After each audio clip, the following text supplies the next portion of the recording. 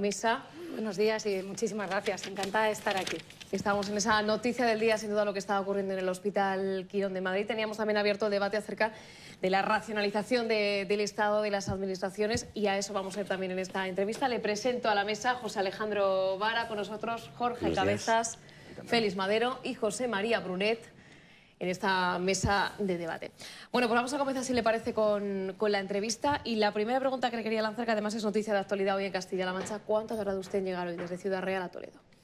Bueno, pues desgraciadamente se tarda 1 hora y cuarto aproximadamente, depende un poco del tráfico. Yo he tardado exactamente eso hoy, 1 hora y cuarto, y bueno, sobre todo no solo lo que se tarda, sino la situación de inseguridad que tiene en determinados tramos esta carretera, una carretera con muchísimo tráfico, y que a estas alturas del siglo XXI dos capitales como Toledo y Ciudad Real no estén conectadas por autovía, la verdad es que llama mucho la atención.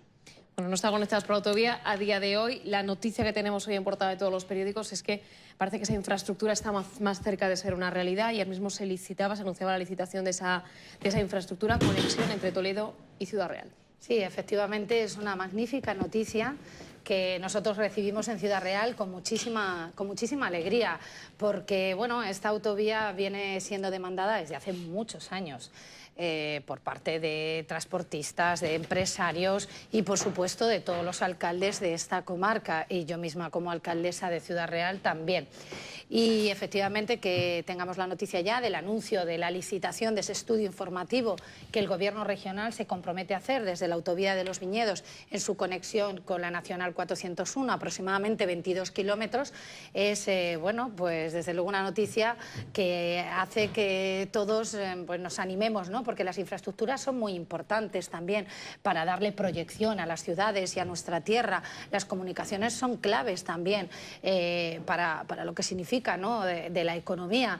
Y también, bueno, la consejera nos hablaba del compromiso del Gobierno nacional y del Ministerio de Fomento, que está trabajando ya en la licitación del resto del trayecto hasta Ciudad Real, que sería pues el Ministerio de Fomento el que se haría cargo de esta infraestructura. Por tanto, dos administraciones, nacional y regional, que se ponen de acuerdo en dar una solución a algo que es ya, bueno, pues una urgencia, sin ninguna duda. ¿Tendremos en esta legislatura, al final de esta legislatura, esa carretera? Bueno, yo no sé si construida en su totalidad. Los tiempos son los tiempos, publicaciones, licitaciones, todo eso lleva su tiempo, construcción, la obra. En todo caso, yo creo que empezada la obra seguro, yo no me atrevería a decir que terminada. Pero bueno, por fin se empieza a dar pasos de una infraestructura olvidada además por los anteriores gobiernos, y que bueno, pues parece que ya empezamos a dar pasos firmes y serios, que es lo que necesitamos. Bueno, pues ojalá que sea una realidad cuanto antes esa carretera. Le pregunto directamente por la gestión en el Ayuntamiento de Ciudad Real. Se habla mucho de esa reforma de la administración local, necesaria reforma de la administración local. En cuanto al Ayuntamiento de Ciudad Real, ¿se están ya preparando para esos pasos que habrá que dar poco a poco para cumplir las nuevas reglas del juego? Nosotros, claro, nos estamos preparando y venimos trabajando también en tener pues una administración más austera, una administración que dé mejor respuesta a los ciudadanos, en ser una administración más moderna, más ágil, más flexible, que es lo que necesita nuestra sociedad hoy, donde los ayuntamientos también tenemos mucho que decir. ¿En qué consiste esta ley? Esta ley que ya está en la Cámara, que ya está en el Congreso de los Diputados, que estamos ahora mismo en fase de enmiendas, porque la vocación del Gobierno y del Grupo Parlamentario también popular en el Congreso es poder llegar a acuerdos, y que fuera una ley consensuada sería lo ideal, porque esto es para toda España, para todos los ayuntamientos, independientemente de su signo político. Lo importante es que dé sus frutos para el ciudadano. Y yo creo que lo más importante y lo que destacaría de esta ley es, por fin, delimitar claramente competencias, que el ciudadano tenga claro cuando tiene una necesidad o una cuestión a qué administración tiene que ir. Las duplicidades que se acaben de una vez por todas, porque eso es malgastar el dinero público, y lo más importante es marear al ciudadano, que eso, pues en definitiva, es dar un mal servicio. En ese sentido, pues el Ayuntamiento de Ciudad Real está plenamente de acuerdo con esta ley. Luego, esta ley también lleva otra cuestión que tiene que ver con la austeridad, que es pues establecer salarios de alcaldes y de miembros de la corporación municipal de forma homogénea en todos los ayuntamientos de España, en función de tramos de población, También esta ley habla de ese personal de confianza, establece límites para que sea de forma razonable y de sentido común ese personal eventual que se pueda necesitar en un ayuntamiento, y también pues el número de dedicaciones completas que tienen que tener sus concejales. Yo decirle que desde el Ayuntamiento de Ciudad Real siempre hemos sido muy austeros y de hecho estamos muy por debajo de lo que establece esta ley, pero también decirle que hay muchas barbaridades que hay por todo el territorio nacional y esta ley también viene a poner pues ese freno necesario, importante, de reducción de cargos públicos, de reducción de puestos políticos y por tanto de plena austeridad en lo que es el dinero, los dineros municipales, el dinero de los vecinos. No es de nadie, no es de todos. Es de todos. Que quede claro. Y a nosotros nos toca administrarlo y esta ley lo que quiere es que se administre bien. Y yo creo que eso también es muy bueno. Hablamos de esa ley y ¿cuándo será realidad? Usted misma es diputada nacional, nos ha dicho que está en las Cortes esa ley, pero llevamos mucho tiempo hablando de ella, no acabamos de ver cómo cuaja esa nueva regla del juego. ¿Dónde está el problema? Bien, yo creo que, bueno, en primer lugar, porque este es un proyecto del que se viene hablando desde el inicio de la legislatura. El Gobierno de Mariano Rajoy se comprometió a poner en marcha pues, una reforma de la administración local que, por cierto, era muy demandada y ha sido muy demandada a lo largo de los años pues, por los ayuntamientos, entidades locales y por la propia Federación Española de Municipios y Provincias. Y los diferentes borradores y textos se han ido trabajando conjuntamente con la Federación Española de Municipios y Provincias, y por eso de ese trabajo que ha sido fruto de querer que haya diálogo en todo momento y por tanto escuchar la voz y las opiniones al respecto. Ya está en la Cámara, ya está en el Congreso. Estamos, como decía, en fase de enmiendas, por tanto seguimos también en un nuevo trámite de diálogo, también trabajando con la propia Federación Española de Municipios y con otro tipo de colectivos que también van a participar en el trabajo de este proyecto de ley. ¿Cuánto tiempo? Pues por decir algo aproximado, yo creo que en torno a 2 meses nosotros tendremos definitivamente esta ley. ¿Se puede dar ese titular? ¿En 2 meses tendremos ya sobre la mesa? Más o menos es lo que suele tardar el trámite parlamentario. Por eso yo, bueno, me atrevo un poco a decir. ¿Y con consenso? Hablaba de que sería deseable que hubiera consenso, desde luego sería deseable. ¿Pero será posible? Bueno, vamos a ver. A mí me gustaría que fuera una ley de todos los ayuntamientos y que fuera una ley buena para todos los ciudadanos y vecinos, pues los miles de municipios que hay en este país. Los ayuntamientos tienen un papel clave y han tenido un papel clave en el desarrollo de nuestro país. El papel importantísimo en la asistencia social, en ayudar a los desfavorecidos, en el desarrollo de nuestras ciudades y municipios y pueblos. No hay nada más que ir. Pues el desarrollo de infraestructuras, la limpieza, la seguridad, el alumbrado público.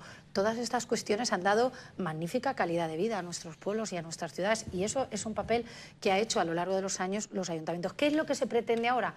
Pues que esté muy claro cuáles son los servicios específicos y competentes de un ayuntamiento para que no pase que el dinero se pueda dedicar a otras cosas en vez de a lo que un ayuntamiento lo tiene que dedicar, que es a sus competencias que vienen ya delimitadas por fin en esta ley, porque hasta ahora pues había, la verdad, muchas cuestiones de duplicidades y de que cada uno fuera un poco y se produjeran también cuestiones de deuda y de endeudamiento, y todo eso pues perjudica a ese pueblo, a esa ciudad y también a todo el territorio. En el caso de Ciudad Real hablaba precisamente de esas competencias que muchas veces son impropias y que el gran problema del que se quejan precisamente alcaldes y los municipios es que no hay dinero. Tienen que llevar a cabo determinados servicios pero sin financiación porque realmente pertenecen a otra administración, en este caso sería por ejemplo administraciones regionales.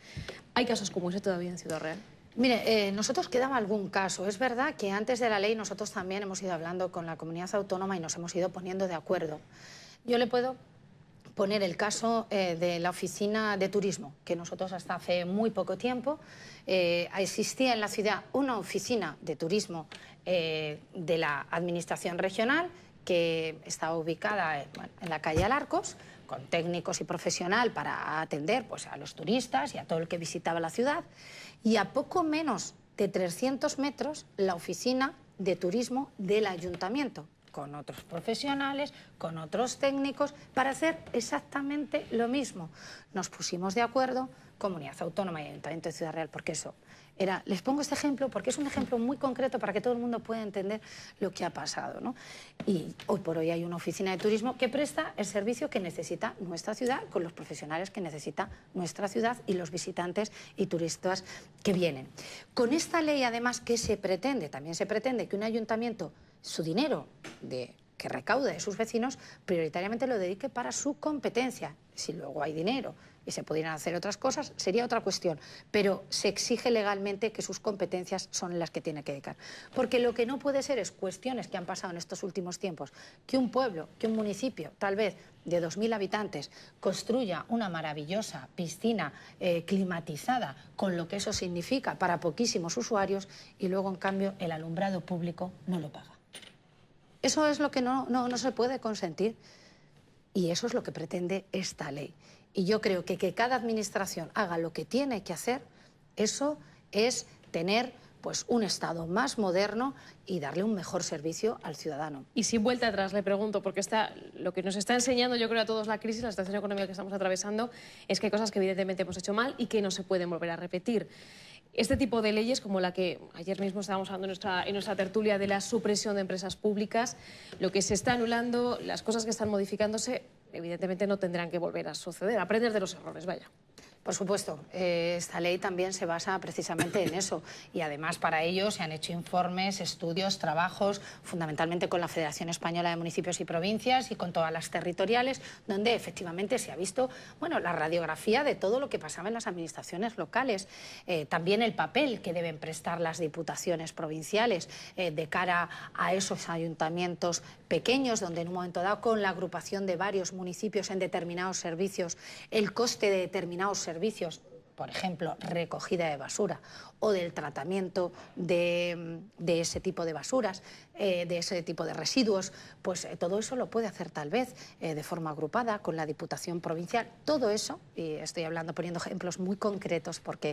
¿Qué tal su relación, por cierto, con la Diputación Provincial de Ciudad Real? Bueno, la verdad es que es muy inexistente, ¿por qué no decirle? La Diputación Provincial de Ciudad Real siempre la hemos echado de menos, sobre todo pues, en aquellos grandes temas de la ciudad donde consideramos que la Diputación Provincial debía ser un brazo más de la ciudad. Si es de distinto signo político, es más complicado entenderse. Pues desgraciadamente cuando no debería ser son así. Instituciones, como usted misma ha dicho, tanto ayuntamientos como diputaciones, que a quien se dirigen es al ciudadano. Claro, no debería ser así. Es verdad que yo entiendo que la Diputación Provincial, su principal función debe ser apoyar a los más pequeños, a los ayuntamientos más pequeños, pero también hay otros grandes temas donde la Diputación yo creo que debería estar también apoyando a la ciudad, y en eso siempre la hemos echado de menos. Pero bueno, es verdad que alguien puede pensar que es porque seamos de diferente signo político. Yo le puedo asegurar que siempre he mostrado la intención y mi disposición a poder llegar a acuerdos con la Diputación, pero la verdad es que siempre ha habido muchas dificultades. Bueno, queda todavía alguna pregunta en clave municipal, vamos a hablar de la hora, pero si le parece voy a abrir el turno a esta mesa. José María Brunet, creo que querías hacer alguna pregunta.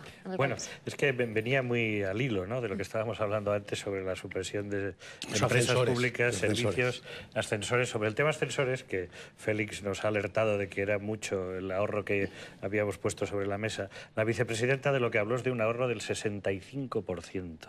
Respecto de todo lo que se gastaba en la Administración Central y en concreto en la Moncloa, para las reparaciones y mantenimiento de ascensores. Es mucho dinero, sea la cifra que sea, ¿no?, ahorrarse un 65%. Pero ya que hablamos de despilfarros detectados, a mí me gustaría preguntarle a la alcaldesa sobre el futuro del aeropuerto de Ciudad Real. ¿Cuál es la situación? Creo que se iba a hacer una subasta, ¿no? Y en todo caso, ¿cuál es su reflexión, digamos, en términos, visto ya con perspectiva, sobre lo que pasó en torno a esta infraestructura? Y ya que Lorena hablaba de los errores que no deben volver a cometerse, ¿cuál es la lección que queda de toda esa cuestión? Bueno, este es un tema del que yo en muchas otras ocasiones he hablado. El aeropuerto de Ciudad Real en este momento está en concurso de acreedores, está en fase de liquidación solicitada por los propios administradores concursales al juzgado, y aparece también en subasta porque puede haber efectivamente alguna oferta que se hiciera cargo. Se han escuchado muchas cosas en los medios de comunicación, de que parecía que había ofertas, tal. Yo realmente no tengo ninguna información al respecto. Nosotros nunca hemos participado en la sociedad ni del aeropuerto y, por tanto, en ese sentido, nosotros, bueno, pues sinceramente le digo, nos gustaría que el aeropuerto se pusiera en marcha, porque imagínese para una ciudad como Ciudad Real. Yo creo que se perdió la oportunidad de aquellos años. Cuando se configura este proyecto, pues yo creo que se tomaron muchas decisiones políticas erróneas y tal vez se pensó más en favorecer intereses particulares en vez de haber puesto de verdad en marcha una infraestructura con un plan de viabilidad serio y de futuro. Y esa es la gran oportunidad que perdió en su día el aeropuerto de Ciudad Real y también la ciudad.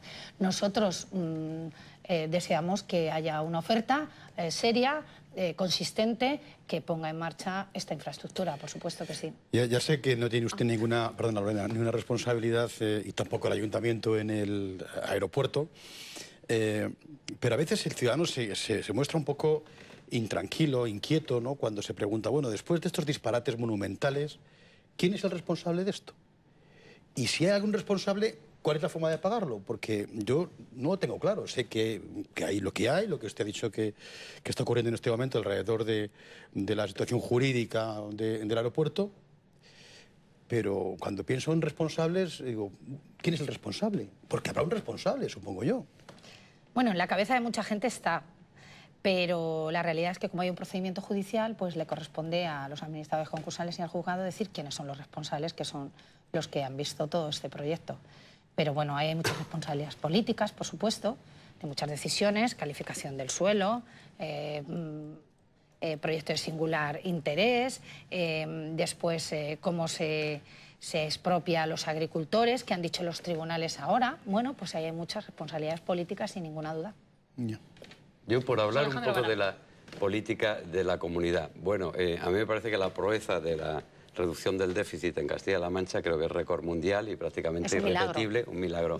Dos cosas, ¿cómo le afecta eso a un gran municipio como es Ciudad Real? Si es que le afecta, si lo notan, porque evidentemente los recortes van para todos y en todas las direcciones. Y hoy me ha preocupado las declaraciones, supongo que es política, que hace el señor García Page en un diario nacional con relación a que la situación de la sanidad, supongo que al hilo de los recortes de la sanidad en Castilla-La Mancha es temeraria. Él dice temeraria. Me imagino que a lo mejor se le va la mano en el adjetivo, pero ha afectado también al tema, en lo que hace a Ciudad Real, el tema de la sanidad, los recortes que se han tenido que llevar a cabo para reducir ese déficit. Mire, sinceramente, yo creo que los ajustes que se han hecho eran necesarios y lo que se ha hecho es poner orden en los servicios públicos y lo que se ha hecho es garantizar también los servicios públicos. Porque claro, aquí hay un modelo que piensa que los servicios públicos no tienen fin y que lo importante es gastar mucho, aunque no se pague y sin pensar si ese servicio es de calidad o no. Ese es un modelo. El modelo por el que apuesta el gobierno de Cospedal y que es también el modelo del Partido Popular y que es un modelo que está puesto en práctica aquí en la comunidad autónoma de Castilla-La Mancha, es por el que los servicios públicos hay que financiarlos, hay que pagarlos a sus proveedores y que, por supuesto, además, debe ser de calidad y que no es ilimitado, porque eso, la deuda nos lleva a que después la tenemos que pagar también los ciudadanos de nuestro bolsillo, porque evidentemente eso no lleva a ningún camino. Yo creo que las declaraciones de García Page dejan mucho que desear como alcalde de Toledo, porque si él solo fuera secretario general de un partido político, tal vez podríamos entender que está dentro de su campaña electoral, pero cuando uno tiene responsabilidades de gobierno y sabe lo que es que cualquier tipo de titular puede afectar a la intranquilidad tal vez de muchos vecinos que tengan a un paciente, a un familiar que ir al hospital a una consulta o esté... Sí, pero estamos hablando de sanidad. Claro, de la sanidad, un tema delicado. muy sensible. Sí. Entonces, de verdad que me parece que son de una tremenda irresponsabilidad. Además que me parece que es proyectar una imagen de Castilla-La Mancha totalmente errónea y fuera de lugar.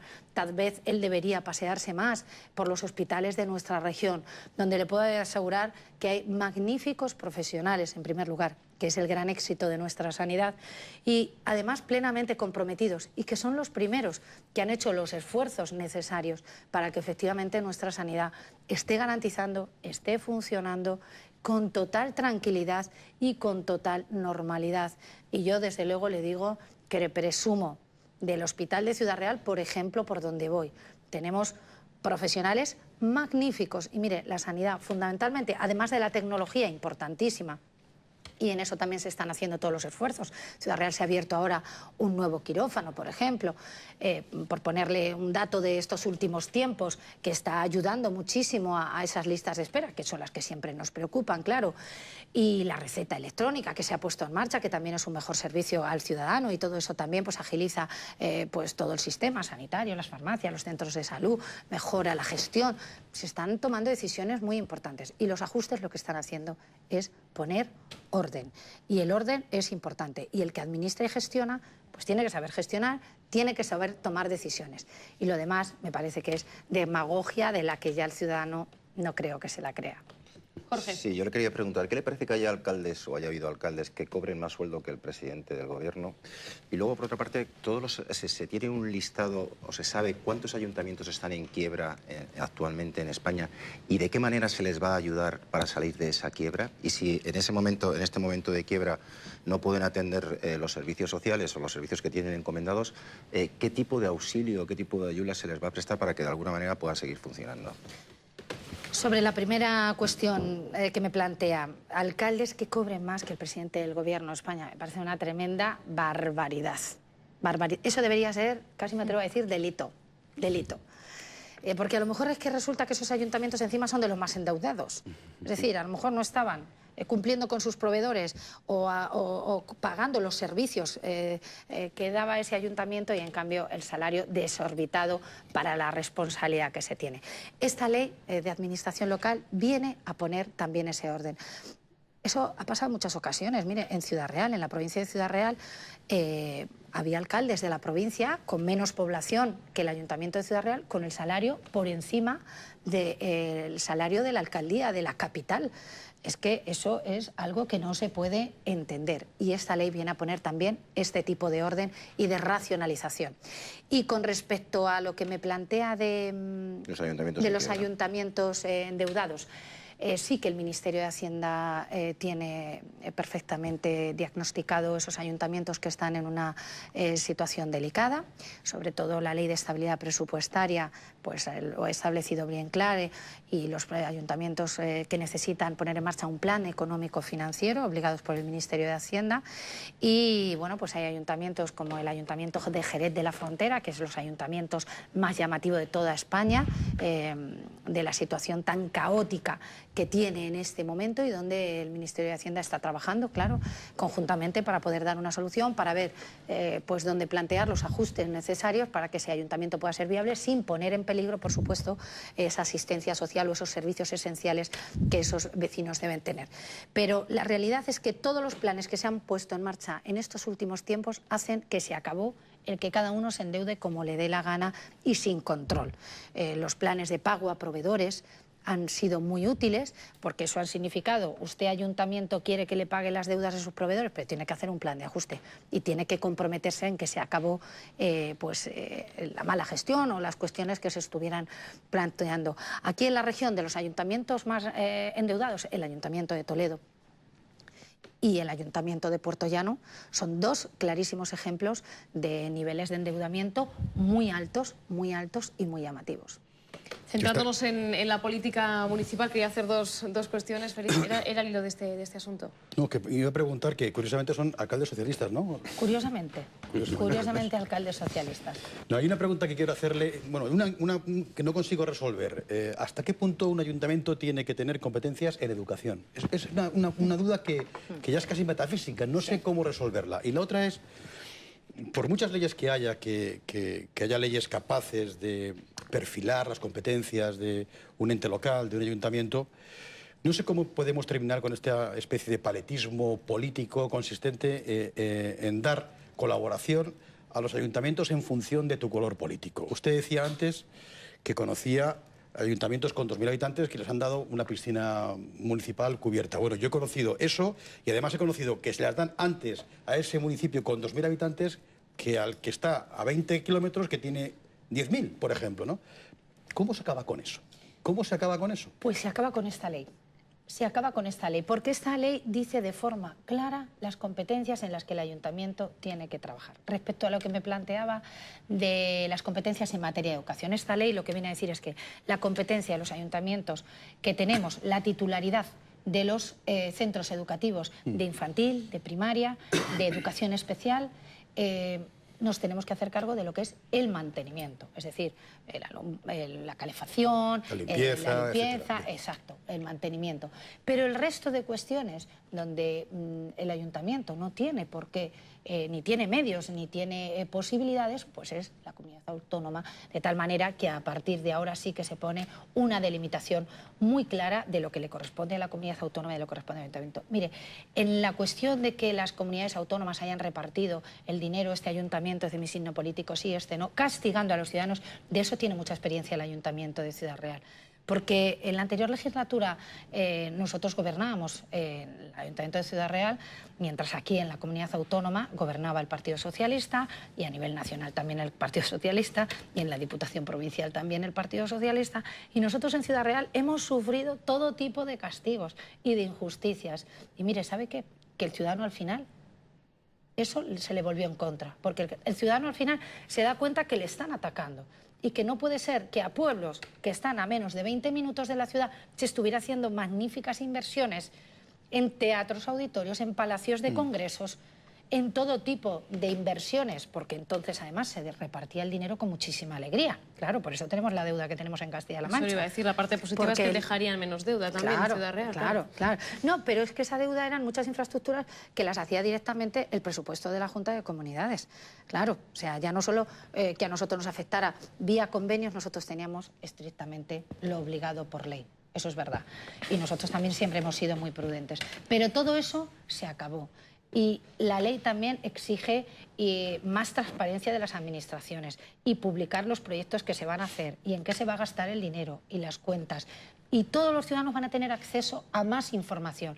Y todo eso es más madurez democrática de nuestras instituciones y, al final, mejor servicio a los ciudadanos en plena igualdad de condiciones, viva donde viva, en cada uno de los territorios de este país. ¿Usted cómo paga a sus proveedores? ¿Les paga bien? ¿Les paga...? Pues les pagamos bien. Bueno.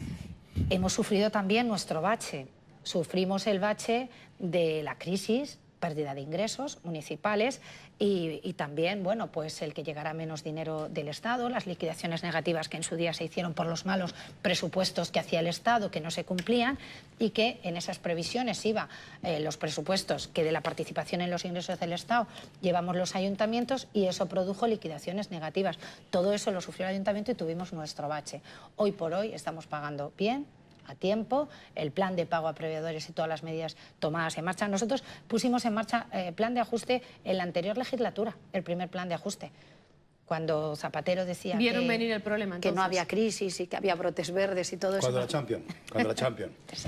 Le hablo precisamente, ya que estábamos al hilo de la economía, de los presupuestos de Ciudad Real, de esos ingresos municipales que han venido a menos. ¿Cómo están las cuentas de Ciudad Real ahora mismo? Las cuentas de Ciudad Real en este momento están bien, están saneadas y están en orden.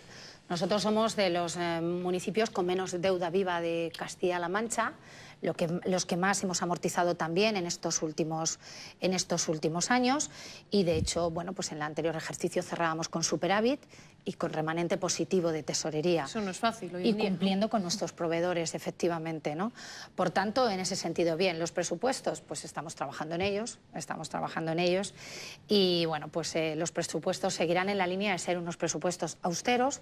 Nuestros servicios, nosotros no hemos reducido ningún servicio público de la ciudad. ¿Llegará un momento en el que esa coletilla de la austeridad pueda cambiar a que sean presupuestos algo más inversores? Inversores, eso sí. Yo creo que deben ser austeros, seguir siendo austeros y la austeridad no la debemos todos entrar de tal manera que forme parte de verdad, por fin, en este país de nuestra forma de hacer. Gastar con cabeza, ¿vale? Gastar con cabeza, efectivamente. Ahora, es verdad que estos años han sido años de invertir en las personas y nosotros nuestras inversiones han sido fundamentalmente en materia de servicios sociales, de ayudar a los que más lo necesitaban, duplicando, por ejemplo, este año duplicamos la partida para ayudas a aquellos que están en situación de emergencia social, que hemos pagado el recibo de la luz o el recibo del alquiler. Esas situaciones de emergencia tan graves que tenemos en estos momentos. También hemos ampliado ahora una partida para dar becas en material escolar. También lo ha hecho el Gobierno regional muy bien y se ve ahí el Gobierno regional también de forma sensible. De cara a inversiones, estamos estudiando y viendo, pues efectivamente hay proyectos que necesitan la ciudad, especialmente ese mantenimiento de las vías públicas de los barrios de la ciudad. Nuestra ciudad es una ciudad con una excelente calidad de vida, con magníficas zonas verdes y bueno, pues en eso queremos seguir incidiendo porque eso es uno de los grandes valores de la ciudad. ¿Se plantea subida o bajada de impuestos? Bueno, vamos a ver, subida seguro que no. Subida seguro que no. ¿Ni del IBI, a pesar de esa propuesta que llega del Partido Socialista? Subida no, y desde luego creo que no es el momento de subir impuestos. La gente lo está pasando mal, esa es la realidad. Creo que la subida de impuestos, además de forma aislada de alguna ciudad, puede provocar un efecto, todo lo contrario, un efecto negativo de la gente se te puede ir al resto de municipios. Nosotros como ciudad y capital tenemos siempre también pues, ese efecto negativo que puede hacer que si la vivienda es más cara o ese tipo de impuestos es más caro, la gente tienda a irse a los municipios de alrededor y en un momento dado incluso llegáramos a perder ingresos, ¿no? Por tanto, ese tipo de propuestas tan bonitas, de tantos titulares, hay que tener sosiego para hacerlo. Nosotros nos planteamos congelar los impuestos de cara al año que viene y creo que es un año donde todavía la gente pues, lo está pasando mal y necesita mucha ayuda. Hablamos de la hora, de esa cierta polémica que ha habido y de la propuesta que ha lanzado usted en las últimas horas precisamente para favorecer el comercio en el centro de Ciudad Real. Sí, es una propuesta que hemos hecho en relación a la zona de la hora o zona azul, como se llama también. Que bueno, pues la zona azul se amplía porque nuestro objetivo es ampliamos, y la realidad es que la ciudad ha ampliado su zona comercial y nosotros lo que queremos es que haya rotación del tráfico, que es los efectos positivos que provoca la zona azul. Hay cierta inquietud porque en un principio eso pueda ser negativo y nosotros, como nos preocupa que esto pudiera afectar en un principio de forma negativa, queremos ayudar al comercio y hemos lanzado esta propuesta que es crear la moneda del comercio, una moneda que nosotros compraríamos a la fábrica nacional de moneda y timbre, unas monedas que serían para usar en las máquinas de la zona de la hora. En torno a una moneda podría estar a 2 horas en la zona azul y nosotros lo que le ofertamos al comercio es pagarla al 50% de aportación municipal, sería el 50% del coste de esa moneda y el otro 50% los comerciantes de la zona. Y ellos las repartirían en sus clientes, en sus buenos clientes. Es una manera, yo creo, de incentivar a que la gente venga a comprar y es una manera de apoyar al comercio local que se podría incluso ampliar a otros sectores de la ciudad, por ejemplo, hostelería o algún otro colectivo. ¿Cómo ha sentado esa propuesta, que es reciente? En principio nosotros lo planteamos en una reunión con la Asociación de Comerciantes. Ellos en principio les pareció bien la idea, tienen que hablar con el resto de comerciantes. Bueno, pues este es un tema siempre que dará su debate en la ciudad, que nosotros y ellos están de acuerdo, la llevaremos adelante. Se está haciendo en otras ciudades, yo creo que es una propuesta hay que agudizar el ingenio en estos tiempos y con interesante esto terminamos, alcaldesa. Y efectivamente, y es una manera de premiar a sus clientes y de atraer. Nosotros somos una ciudad con gran influencia comercial en la comarca. El anuario social de la Caixa nos situó como una de las capitales con más influencia en su comarca en el área comercial, ¿no? Y por tanto este es un sector clave en la economía local.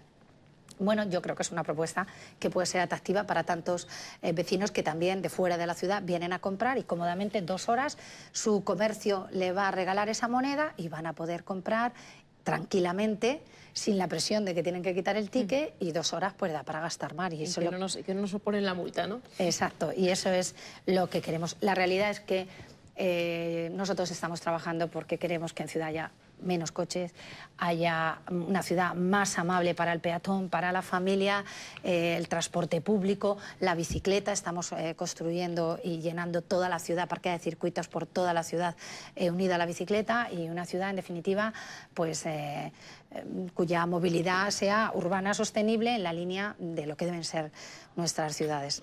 Pues muchísimas gracias, Rosa Romero, alcaldesa de Ciudad Real, por estar hoy aquí con nosotros. Muchas gracias, encantada. Gracias.